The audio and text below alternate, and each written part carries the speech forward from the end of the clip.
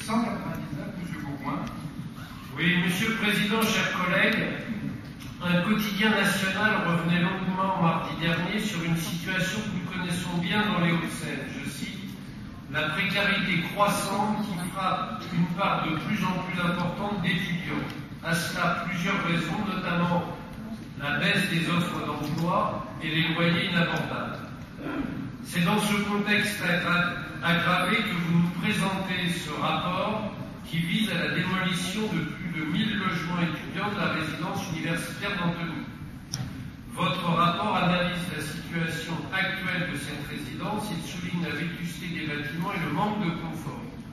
Mais depuis des années et des années, les étudiants et leurs syndicats ne cessent de demander des travaux, y compris de sécurité et de remise aux normes. Alors pourquoi avoir laissé la situation se dégrader? Nous vous posons la question.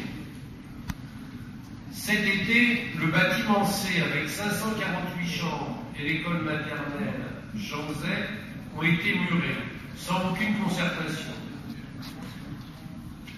Le prétexte invoqué par le président de la communauté d'agglomération des Hauts-de-Bièvre, la dangerosité des locaux. Or, le rapport d'expertise spécifie clairement qu'il n'y a pas de situation dangereuse d'urgence.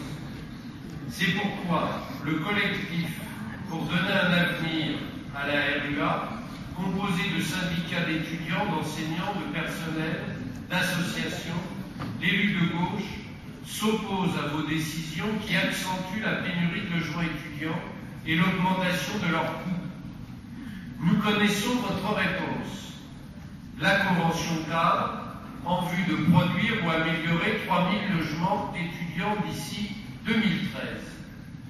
Celle-ci n'est que façade et déclaration d'intention pour 3 raisons que je vais développer brièvement et qui nous amènent à voter contre cette délibération. Première raison, c'est que face à la pénurie de logements étudiants, vous commencez par démolir avant de construire, ce qui est absolument inacceptable. Les 300 logements réalisés ou en cours dans les Hauts-de-Seine ne font pas le compte face aux 548 démolitions du bâtiment C.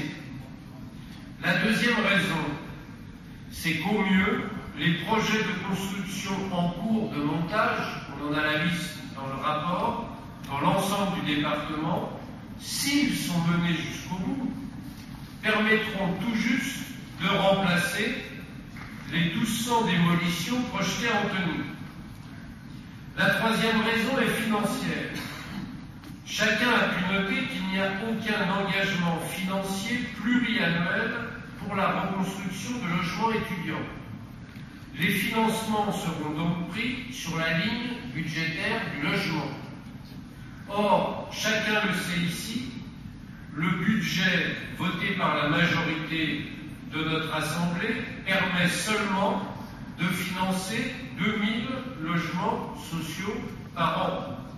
Ceci est loin de l'objectif des 3300 logements sociaux affichés et ne permettra donc pas de réaliser le programme de nouveaux logements étudiants. Nous serons bien sûr vigilants pour le budget 2010 et la décision modificative de 2009. Pour toutes ces raisons, le groupe communiste et citoyen votera donc contre cette délibération et ce protocole d'accord. Je